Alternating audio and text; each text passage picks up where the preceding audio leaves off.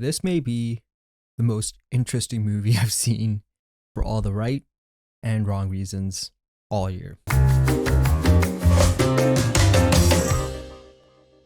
Hello, everyone. I hope you're all having a wonderful day today. My name is Dalal, and welcome to Popcorn and Soda, the show where we discuss all things movies, pop culture, and so much more. As always, I want to thank each and every one of you for making moi a small part of your day. Megalopolis, the latest film from legendary, acclaimed, one of the all-time greatest directors ever, Mr. Francis Ford Coppola. A film that's been in the news for all the right reasons, all the wrong reasons. It's got this story behind the movie itself, again, for all the right reasons, all the wrong reasons.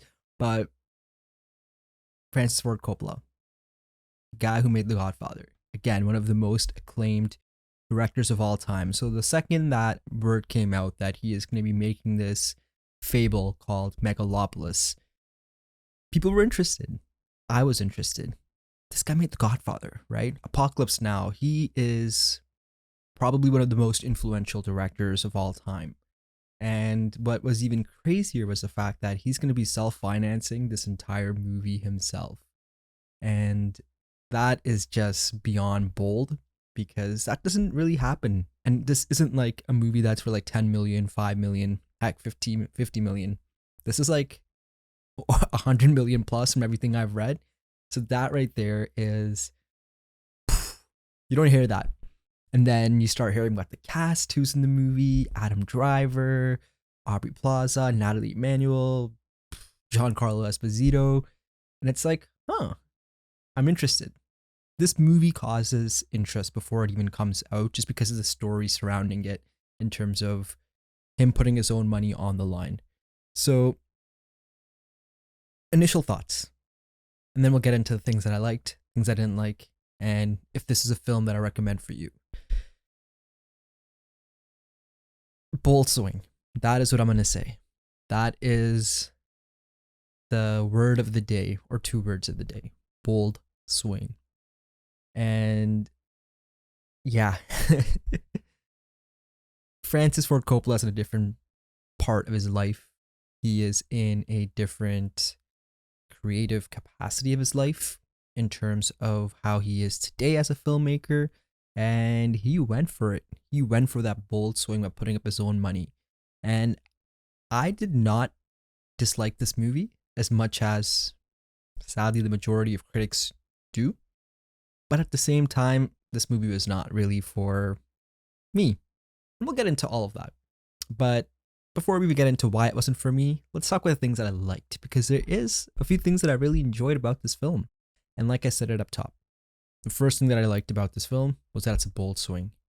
The story is really out there in terms of it's based on this main character named Caesar, played by Adam Driver, who's looking to create the city of Megalopolis based off of this new compound that he found that just creates a safer, more long-lasting building material so cities can endure. And it's kind of really like, meta in many ways, but it's also a social commentary, this movie. So I like that. I like the fact that it's a bold swing, that Francis put his own money into this, and he said, you know what, I'm going to do it my way. I'm not going to have the studios telling me what to do with my film. I'm not going to have, I don't even know if there was test screenings for this. I'm going to do what I want to do. And he did it his way. And what I appreciate about that is I think that is the lost art of filmmaking nowadays, where everyone thinks you need to have $1 million, like multi-million dollar budget. You need to have like A-lister stars. No, it goes right back to something that most of us all did as movie fans as kids. Is you picked up the phone. Nowadays you can pick up your phone. There's like a 4K camera right here. Back in my day when I was a kid, I remember making movies on those camcorders. It's as simple as just doing it. And Francis showed that at the highest level, someone who is as accomplished as him went out and did it. So I like that. And that right there was in the back of my mind the whole time I was watching this movie, that this guy did it his way. So I love that about this movie. The second thing that I liked about this movie is that you see a cast that you probably would never see assembled all at once. And Francis has spoken a lot about why he chose to do it that way. He has actors in there like Shia LaBeouf, John Voight, that in many ways have been canceled or have a negative press connotation towards them. And he said, no, I'm still going to go ahead and do this movie. And it was interesting to see a lot of different actors who you would never see in a film together all be in a film together. And it was interesting. I did like some of the dynamics between the different characters because I think that it caused for a real good creative synergy and cocktail of different acting styles. And I did dig that. I think that was cool because you're probably never going to see Adam Driver, Shia LaBeouf, Giancarlo Esposito all in the same movie ever again. Probably not going to happen. But I dug it. I did dig it. And the third thing that I really liked about this movie is that, I thought in 2024, a film that is so out there could still be released because this movie's out there. So, again, a lot of the things that I liked about the movie weren't necessarily even the movie itself. It was more so the DIY nature of this film and that the creative spirit is always within you no matter what your limitations are, or in this case, over $100 million of your own money. Hey, Francis, good for you. You put your own money up to it. I think the positive of this movie is that if you want to get something done, you can get it done. And I know it's kind of not really about the movie, but I like the message about the movie in that sense, the creative aspect of it. And just again, like I didn't think that this movie was terrible. I did think that it was neat. I like some of the sound design. I liked some of the character combinations that we get throughout the movie. I think those are very interesting because it was definitely an interesting film in that sense. Now, those are some of the things that I kind of liked about this movie. Sadly, there are things that I did not really like and did not really gel with me. So, first thing that I'll say is it kind of felt like a parody. And like in terms of like all of the actors were almost in on the story. And it was just weird. Some of the acting was really like weird in terms of felt like they weren't even trying. Or again, that could have been their direction from Francis Ford Coppola, who wanted them to be, in a sense, acting in this meta world because the film really relies on social commentary. It's about cancel culture. It's about the government. It's about what the political state of North America and many other countries in the world is. And it was just very like too meta and it was very on the nose. And some of these actors are like Academy Award nominated actors and actors who've won Oscars, Emmys. And like, I don't know, it just felt off. It felt like a parody in many, many scenes. And it was kind of a letdown because these are like acclaimed actors. So that's something I didn't like. Second thing I didn't like was that the story was too cliche. That it wasn't really an interesting story. It's just about this guy who's flawed. He comes from a flawed family. He wants to build this. He wants to be like the Caesar of, his name is Caesar. He wants to kind of be the creator of this new world. And I've seen movies like that too much. And I don't know. I just don't think Adam Driver fit that role for me. Because, like I said, it felt like a parody in many, many ways. And his performance, and before I even say further, Adam Driver is one of my favorite actors. I think he is so underrated as an actor, but it just didn't gel in this movie. It just fell off, and I don't think he was the right lead for this film. And lastly, this movie kind of felt like a bunch of different individual scenes, not like a cohesive movie. And it kind of goes back to the whole meta nature of this film. It's very much a social commentary. And it just fell off. It fell off. It didn't feel like a cohesive film. Last thing, I actually do want to add this. This movie probably has some of the worst CGI I've seen all year in any movie.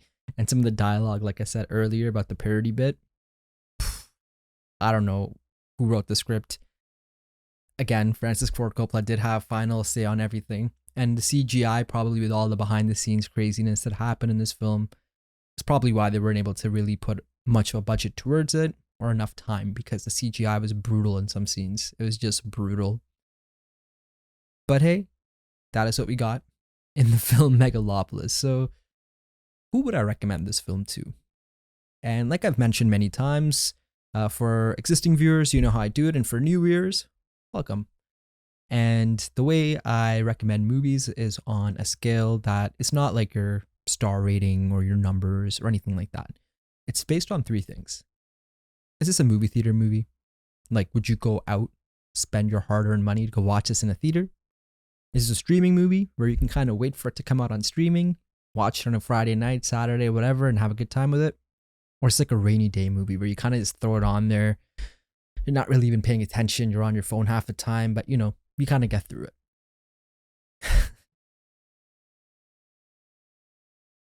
This is, I would say, right in the cusp of a streaming film, but just slightly below the tier of where it could also be a rainy day film, because this movie is out there and this movie is not for everyone.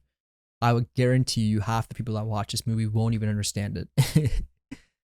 And it's a shame, because I think there's so much potential in a movie like this. You have amazing actors, you have one of the greatest directors and storytellers of all time, and we get this.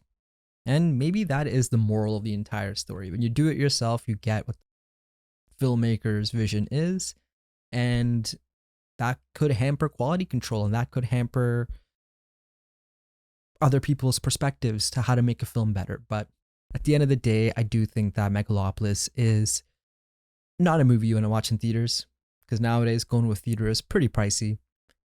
If you're really interested in the film, absolutely, that's why I think it could be a good streaming movie for you.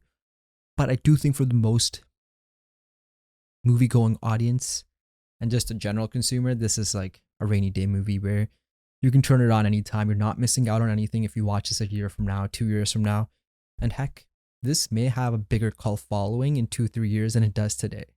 So sadly, I wanted to like this movie, but it just wasn't for me. But hey, that's movies, right? We can't win them all. We can't enjoy them all. And that's the beauty of film. Something you like, I may not. Something I like, you may not.